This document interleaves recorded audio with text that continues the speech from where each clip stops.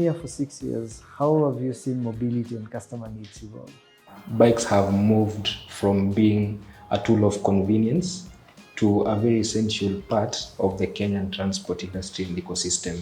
We are using bikes to do deliveries, to get from point A to B, and I think it keeps moving. Last year, there was a report that suggested boda industry contributed 360 billion into the economy. To the economy. Yeah. How has Watu's approach to mobility changed since you joined? We have a very bold vision to become a leading financier for electric mobility. Yeah. And I think that transformation will bring Watu to a place where we not only champion entrepreneurship, we not only revolutionize transportation across all the markets that we're operating, but also give our contribution, to green revolution, which is about sustainability. In this journey, how do you balance pushing growth and keeping service customers focused? If you grow and you focus on growth, and your service is not good, basically that will get back to you on the growth, because these customers are not going to be happy, they're not going to be supported, you'll not be successful, you'll not be successful as a business. You provide good service, those customers who are very happy and delighted will market for you, will bring other customers.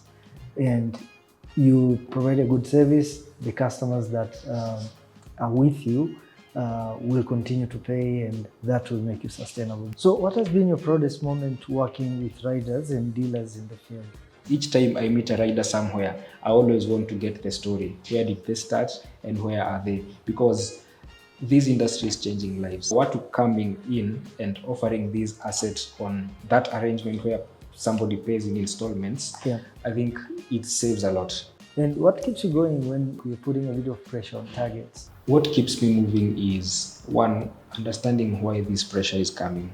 When we finance one bike today and that client brings another client to get an asset, it's more work. And more work is pressure. But choosing to look at what this growth is doing out there, it keeps me moving. And I want to wake up every morning, calm, hit those targets, attend to more clients than I did yesterday, and resolve more issues than I did yesterday. So I welcome the pressure. What will you say excites you most about the future of commercial operations at Watu? Basically shifting from a very heavy operations on the commercial side to very lightweight operations on the commercial front. We shifted from physical locations across the country, and now that we're working with dealers, we have the same, but we are operating as a shop-in-shop model where we are leveraging on our dealership network. And that meant we're becoming much more efficient. It's becoming much more easy to operate. And I think that move was very strategic, and not only for Watu specifically, but mainly the dealerships. Yeah. Because it was very rewarding for the dealerships, because they have kept us in business for these many years, and us coming back to them and working with them was also very rewarding for them. What's one of the leadership lessons that you have learned so far from being very close to customer stories? Listening and really getting as much feedback from customers is the biggest lesson. There was a point in time I visited one of the largest stages in Mombasa. I spoke to the stage chairman. They had like 40-something members, and there was a very simple problem that they perceived about us regarding logbook, and it was actually a communication gap.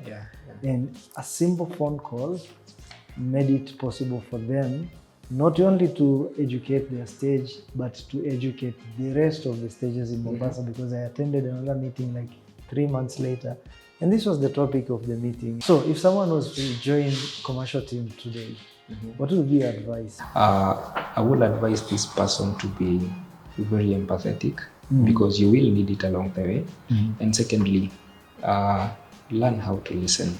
Find a way of separating your feelings and emotions and channel everything towards what it is that you're looking to resolve. here with these clients. Can you maybe share a few tips on how your experience has shaped your career growth? They have evolved over the past 6 years because moving from credit and customer department, back then you would speak to a client you have never met. It's basically conversations via phone. And then now moving from there and coming to the field got real, because you see on call, it's different It's from like putting a face into a name. and oftentimes clients would feel more comfortable speaking to a person that they're seeing. And that was big for me. If you were to thank your team for one thing that they do, what would that thing be? It is adaptability, because in this journey you get to interact with different kinds of clients, and every client who is walking into your space have a different problem from the other. And now shifting your mind from this problem to this problem and getting that solution and resolving, and that client walking out of that space with a smile and satisfied with the customer delivery and the customer service that they received.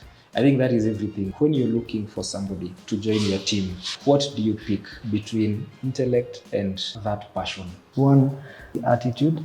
If you have the right attitude, you can always adapt and learn. Number two is the culture fit, because I understand the kind of culture we have, the kind of culture that we're trying to achieve, and that is a unique identity for any organization. And then number three, I always look for curiosity.